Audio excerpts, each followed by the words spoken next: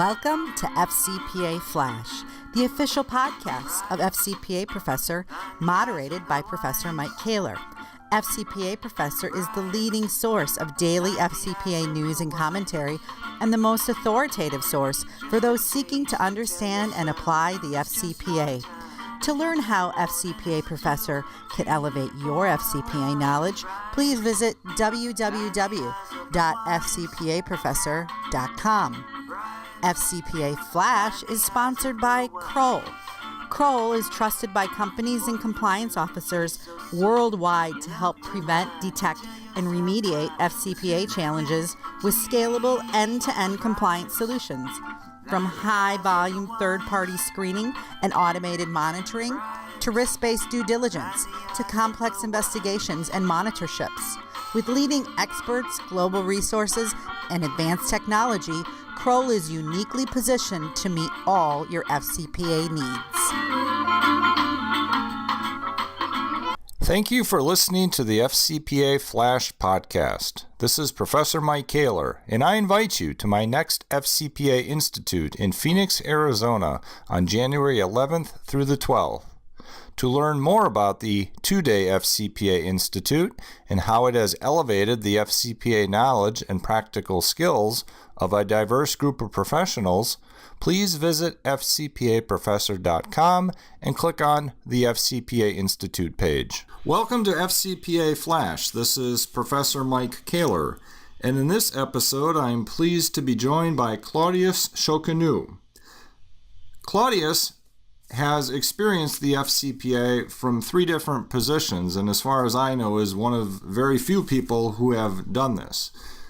Originally, he was a senior counsel at the SEC and has experience with the Foreign Corrupt Practices Act from the SEC perspective. And then Claudius was in private practice for over a decade and had experience representing corporate clients in FCPA matters. And currently, Claudius is Deputy General Counsel, Global Head of Litigation, and Global Head of Compliance at Andeavor, a Texas-based oil and gas company. Thanks for joining me today, Claudius. Thank you. Now, I'd like to talk to you about the three different ways in which you have encountered the FCPA in your career. And let me start by asking what specific vantage point of an SEC FCPA enforcement attorney do in-house counsel or FCPA counsel at law firms perhaps fail to understand or appreciate? Well, thank you, Mike, for inviting me. This is a great opportunity to talk about the FCPA, which I always welcome. I have followed your website for many, many years, and I appreciate greatly your insights on FCPA matters generally and government and internal investigations more generally, so thank you for that. I think, to your question, what I often find surprising from the perspective of people who've never been in the government is how complicated they try to make some of these matters, or how complicated the answers are. And my general sense of having spent the better part of 4 years working closely with the Department of Justice on various FCPA matters is that the government tends to look at these issues far more simply than both private practice counsel and in-house lawyers tend to look at them. And part of the reason for that is the government lawyers, at least most of the ones that I worked with and most of the ones that I've dealt with in private practice, often don't have the business knowledge that business people have when they're dealing with these matters or making these judgment calls. They often don't have the international exposure that one would call upon as one thinks about making these decisions. So the basic premise always sort of starts from, okay, you made a payment, that payment is problematic, you're guilty, or you violated the FCPA in some way, shape, or form. And that level of simplicity, I think sometimes both in-house counsel and private practice lawyers who have not spent time in the government tend not to particularly appreciate. So if I was to summarize that, it is in failing to appreciate the level of sophistication that some of these government lawyers lack. And a few years ago, the Department of Justice brought in someone to help with compliance matters, which in my mind is an indication of how lacking they are in some of those areas. So are you saying, I don't want to put words in your mouth, but are you saying that FCPA enforcement attorneys sometimes look at things a little bit too simplistically, sometimes a little bit too black and white, where the reality is that the law and its application may be a little bit more nuanced than that? I think that more often than not, both SEC and DOJ lawyers tend to look at these matters without the level of sophistication that it requires. And that may well be because of their lack of exposure to how business works, not just in the U.S., but overseas. And look, that also puts pressure on the outside counsel, both in-house counsel and outside counsel, to do a much better job of explaining and defending their positions to the government. You will remember that for many, many years, the government would say, well, we want these documents that are sitting in France, and if we don't get them, we think you're not being cooperative. And it took a number of years for counsel that did the kind of work that I did when I was outside counsel to help the government understand that we cannot just go into France or go into China and pass documents and bring them home. That exercise took many, many, many years and took many a firm trying to explain and educate the government officials on how these data privacy rules work in different countries. And hopefully today, things are better. Yeah, now let's turn the question a little bit, and I'll ask you what specific vantage point of an in-house FCPA counsel like you are now do SEC FCPA enforcement attorneys or outside FCPA counsel fail to appreciate? Well, it's just I've been here now for going on 6 months, and I will speak for myself that the vantage point that I have today, I'm relatively certain that I didn't have 6 months ago. And what do I mean by that? I think when you're an in-house lawyer, you have a better appreciation for the business and the business pressures. You have a better appreciation for how people make decisions that the government 3, 4, 5 years down the road, with the benefit of hindsight, may come back and sort of do a 20/20 hindsight review of. I have a better appreciation for the speed of decision making and how often people make decisions without a full plate of information. And so when you put all of that together and people make the wrong decisions, which happens from time to time, when the government comes along and looks at that, years down the road, I don't often think that both government lawyers and, frankly, some outside counsel have sort of had the ability or the experience to sort of understand how those decisions get made and what pressures goes into making those decisions. And so as defense counsel, I've represented companies, I've represented individuals, and when I take in an individual to the government and we're trying to explain to them how these decisions were made, they often get glossed over.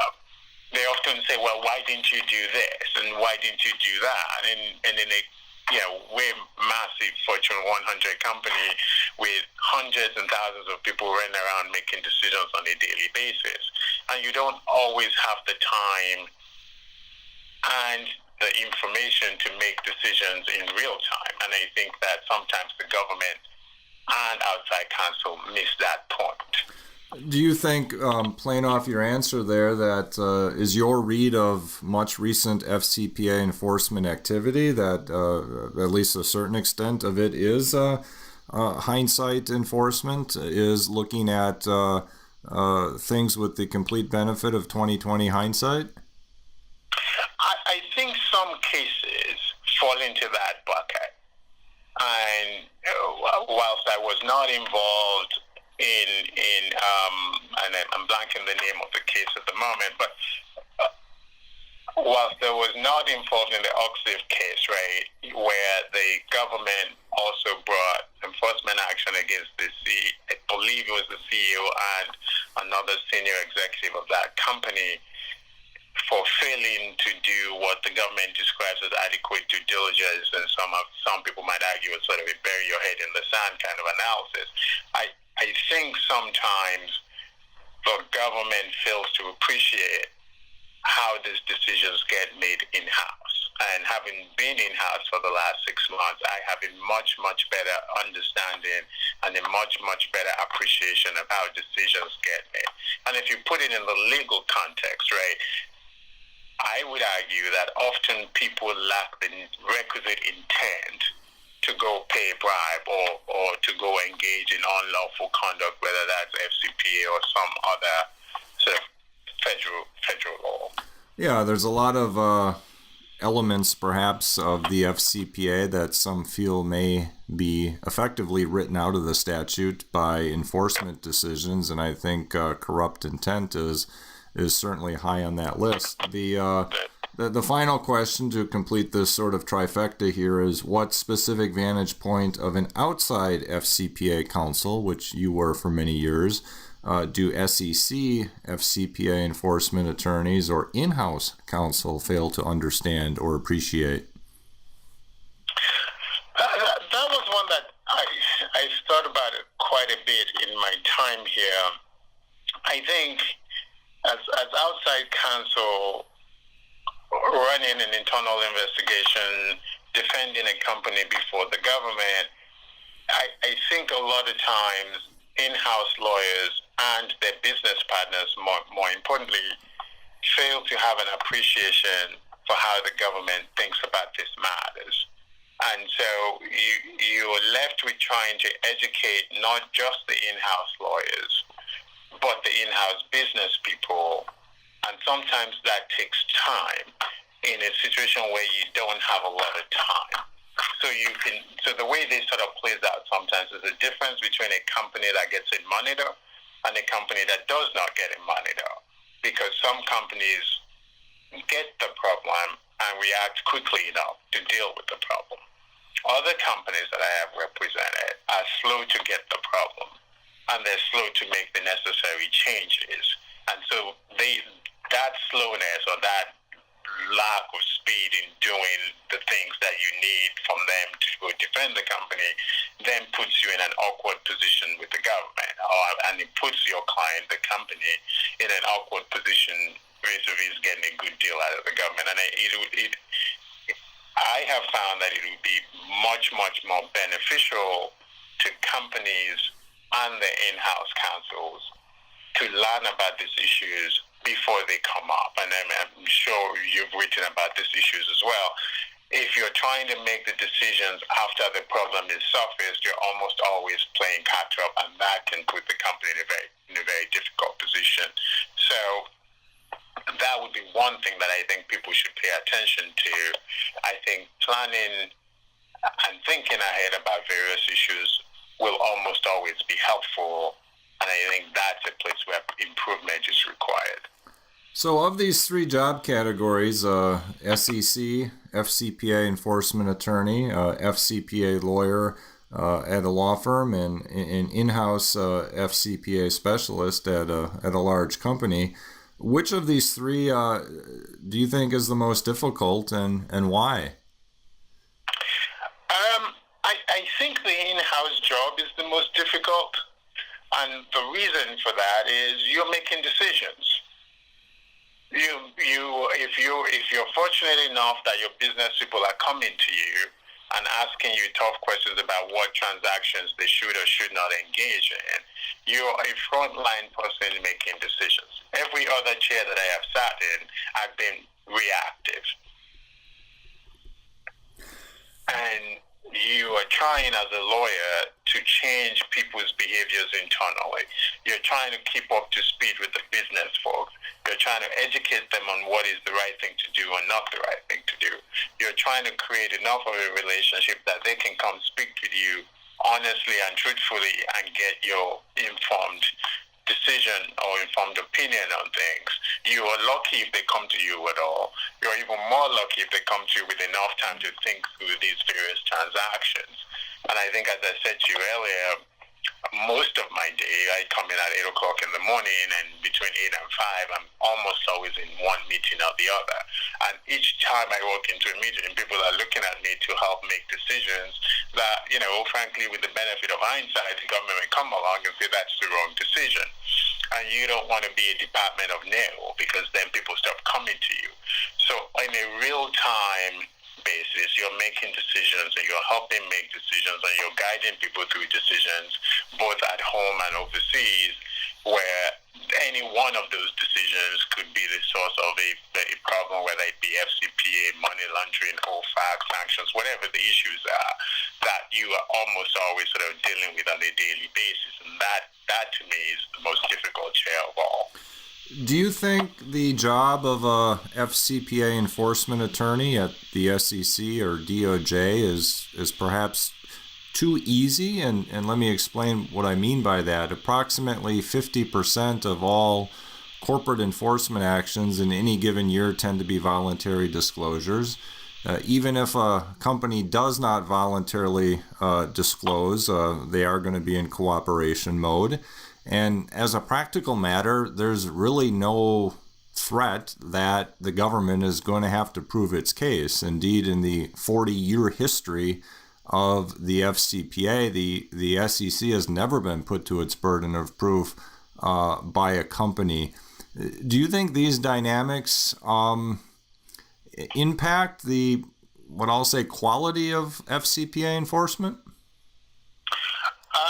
So there's a lot in that, and I think the answer is yes and yes, right? I think that if I go back to when I joined the SEC in 1997, we did a lot of investigations on our own, right? As you know, I did the first ever joint SEC DOJ Baker Hughes investigation where there was a joint settlement. And in that instance, and in instances similar to that, we did the investigation. We traveled across countries and did the investigation. Today, I find that less and less government lawyers are doing this investigation. It's almost a repository, right? The outside law firm runs around, does the investigation, and then comes back and hands you the result, and you write a complaint, and that's the end of it. And I think that has several consequences. One, it affects the development of the law in a not particularly positive way in my mind. Two, it affects the quality of the lawyers that are coming out of these various government agencies. And I remember seeing a study somewhere recently that showed where SEC lawyers went and where DOJ lawyers went, and what they've done with their careers since they left the FCPA unit at the Justice Department or the FCPA unit at the SEC. I think the quality of the lawyering has suffered as a result. I think the development of the law has suffered as a result. And I think, frankly, the way that companies approach these matters have suffered as a result, because when something goes wrong, the government doesn't appear to take the time and doesn't appear to sort of have the right judgment about which matters it should prosecute and which matters it should let leave alone, and frankly, how to resolve this matter. So in my mind, I think the failure of government, both SEC and DOJ, to do their own investigations, even though you go to any of these programs, they will profess that they do their own investigations, and maybe they do on occasion. But as you stated, the overwhelming majority are self-reported matters, and that blunts the skill set of most of these government lawyers. And I agree with pretty much just everything you said, but it doesn't really paint a very pretty picture as the FCPA is approaching its 40th anniversary, does it? Unfortunately, I don't think it does, and I'm not sure that paradigm is likely to shift anytime soon. I think that companies are particularly concerned that if they had to walk into a court to defend themselves, the collateral consequences of that are so severe and so dire that I don't think most companies, and rightly so, will choose to roll the dice. I think the only solution or the saving grace, if you will, around those types of issues is the prosecution of individuals. And individuals that tend to want to fight. And those have led to at least judge-made rules rather than some junior government lawyers somewhere in D.C. sort of saying this is the way the law should be interpreted. Now, of those three job categories, which of those three do you think can best advance the objectives of the FCPA? And I think everyone would agree that the objectives of the FCPA, the reason why Congress passed this statute in the first place, was to reduce bribery. So which of those three categories do you think can best accomplish that objective? The enforcer, the outside lawyer, or the in-house lawyer? I would argue that as an initial point, I think they're all interdependent, right? But I would argue that the in-house lawyer, who is at the forefront of those decision making, is probably the best placed to have long-term effect. However, that in-house lawyer ability to do that has to rely to some extent on how the government prosecutes those matters. So I think without one, the other doesn't survive too well, because I think companies and their employees in the end are forced to the table to think through these issues because of the potential for government action and sometimes severe government action. So in that context, I think the two or the three are somewhat interdependent. And if you sort of turn it towards the government, if the only threat you face is one of civil monetary penalties, then some people might make a cost-benefit analysis that if we get caught, we'll pay a fine and life goes on. If the threat is you can go to jail, even though, you can query how many people have gone to jail in the 40-year history of the FCPA, I still think that having that sort of criminal threat hanging over both the corporation and its individual employees does serve the in-house lawyer well when it comes to making hard decisions. Well, as of this recording today, there's the last 20 DOJ corporate FCPA enforcement actions have lacked individual charges against company employees. They're literally over 20 since the Yates memo. But the final question, recognizing, and I would agree, although I've never served as an in-house counsel, what you say and what other in-house counsel have said regarding this matter makes complete sense to me, that in-house counsel of those three positions are in the best position to really accomplish the objectives of the FCPA. From a policy standpoint, what can we do? We, meaning broadly, what can we do to make the job of an in-house counsel more effective in this regard? I think the single most important thing is clarity of decisions and why those decisions are being made. I think that the government has done a good job over the last maybe sort of 5, 7 or so years. I think historically they've done a poor job of raising awareness and educating people, both in-house and in private practice, as to how they make these decisions, what their expectations are, and whether or not they are open to an honest dialogue about whether those expectations are the right expectations. So I'll give you just a fairly simple example. Facilitation payment. The statute recognizes facilitation payments. There have been many, many times that I've been in the DOJ's offices or the SEC's offices saying, look, my client is asking us to make a payment. Can we make this payment without running afoul of the law or using the opinion release process? And the government has not been very helpful in how we answer those questions. And so lacking, as we do lack at the moment, a body of court-made decisions, relying on the government to help answer some of these questions is about as far as you can go. but the inability of the government to give you straight answers sometimes can be particularly frustrating. In an M&A transaction where you're trying to close a deal very quickly, going to the government and asking for an opinion on some complicated parts of the transaction sometimes leaves you scratching your head, because if they don't know the answer, I don't know who does. So there are places where the transparency of decision making and the quality and substance of the decisions will help outside counsel have a better sense of what the government's expectations are.